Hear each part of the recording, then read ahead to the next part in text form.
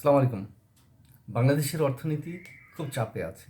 বাংলাদেশের অর্থনীতি ম্রিয়মাণ। বাংলাদেশের অর্থনীতি এখন অনেকটা ভঙ্গুর এবং সেই জন্য আসলে আমরা সবাই বিগত সরকারকেই দায়ী করছি। বিগত সরকারের সময় যে একটা সুবিধাবাদী গোষ্ঠীর জন্ম হয়েছিল, তারা সরকারকে ব্যবহার করে যে ব্যাপক লুটপাট, দুর্নীতি, বিদেশে টাকা পাচার ঘটেছে, সেই বিষয়টারই একটা প্রতিধ্বনি হিসাবে আমরা দেখি যে বাণিজ্য উপদেষ্টা যিনি শেখ বশিরউদ্দিন, তিনি গতকাল এই কথাটা বলেছেন যে অর্থ পাচার ও দুর্নীতি দেশের অর্থনীতিকে চাপে ফেলেছে।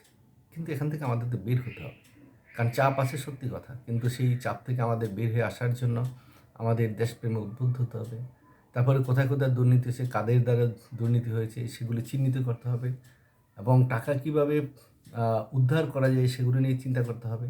দেশের ভিতরে যারা দুর্নীতির সাথে জড়িত তাদের সম্পদ কিংবা তাদের বিচারে মুখোমুখি করা, তাদের সম্পদ জব্দ করা, তাদের ব্যাংক অ্যাকাউন্ট জব্দ করা, সেখান থেকে যেভাবে হোক আমাদের অর্থনীতি হলো একটা মানুষের শরীরে যেমন রক্ত থাকে, তাই দেশের যে মানে চালিকা শক্তি হলো অর্থনীতি।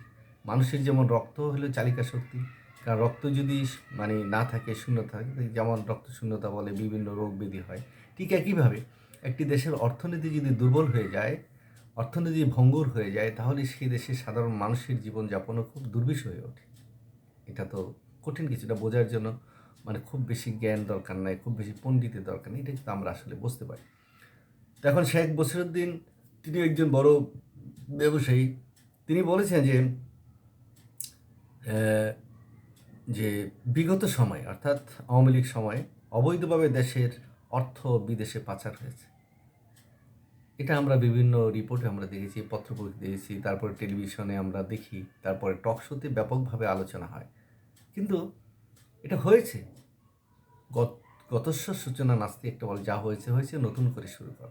এখন শুধু পিছনের দিকে তাকিয়ে তো লাভ নেই, পিছনে যে ঘটনাগুলো ঘটেছে তার বিচার হোক, তদন্ত হোক, বের হোক আসলে কারা এটার সাথে জড়িত, কোথায় কোথায় টাকা পাঠিয়েছে সেই সমস্ত দেশের সাথে যোগাযোগ করা হোক, তারা ওই টাকাগুলো ফিরিয়ে আনা যায় কিনা সেই চেষ্টা চলুক। আর নতুন করে সূচনা করতে হবে যে যারা এই প্রশাসনিক কাজে থাকে, রাজনীতির দায়িত্ব পালন করেন, তারা যাতে সৎ, ন্যায়নিষ্ঠ এবং জনগণের কল্যাণের জন্য তারা যাতে কাজ করেন, এরকম একটি ব্যবস্থাপনা তৈরি করে যাওয়াটাই হলো এখন আমাদের মূল দায়িত্ব। কারণ যা চুরি হয়ে গেছে, লুটপাট হয়ে গেছে,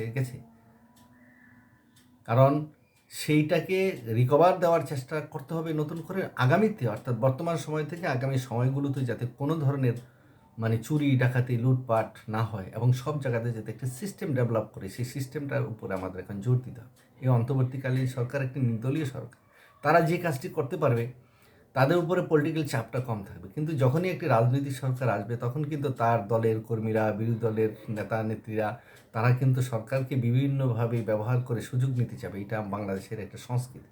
তাই তত্ত্বাবধায়ক সরকার যখন আসে কিংবা দেখা যায় মার্শালও যখন আসে, এই সমস্ত সময়গুলোতে মানুষের প্রত্যাশা বেশি থাকে যে জনপ্রতিনিধিরা যা করছেন তার চেয়ে ভালো তারা কিছু করবেন। এটা মানুষের একটা প্রত্যাশা। তাই এই প্রত্যাশা মাফিক তারা কাজগুলো যদি করতে পারেন, তাহলে আমাদের দেশের অর্থনীতিটা আবার চাঙ্গা হয়ে উঠবে। আমাদের সেই যে পুঁজিবাজারটা শেয়ার বাজারটা শেষ হয়ে গেছে। কিন্তু এটার জন্য কারো কোনো মায়া কান্না নেই। এখানে কোটি কোটি ছেলে মেয়ে এটার সাথে জড়িত, ব্যবসার সাথে জড়িত। এখানে দিন দিন অধপতনই হচ্ছে। কেন এটাকে চাঙ্গা করা যাচ্ছে না, কিংবা একটা স্টেবিলিটি আনা যায়? কারণ ওগুলি করে তো একটা শ্রেণীর লোকজন জীবন নির্বাহ করে, তো ওইটা একটা বিজনেস। সে সাথে ব্যাংক সেক্টরগুলো যাতে তাজা হতে পারে, ব্যাংকের অনেকগুলো ব্যাংক দুর্বল হয়ে যাচ্ছে কিংবা অনেকগুলো বন্ধ হয়ে যাওয়ার উপক্রম, এগুলি নিয়ে একটু চিন্তা করা। ছোট্ট একটি দেশ, এতগুলো ব্যাংকেরই প্রয়োজন আছে কিনা এগুলো দেখতে হবে।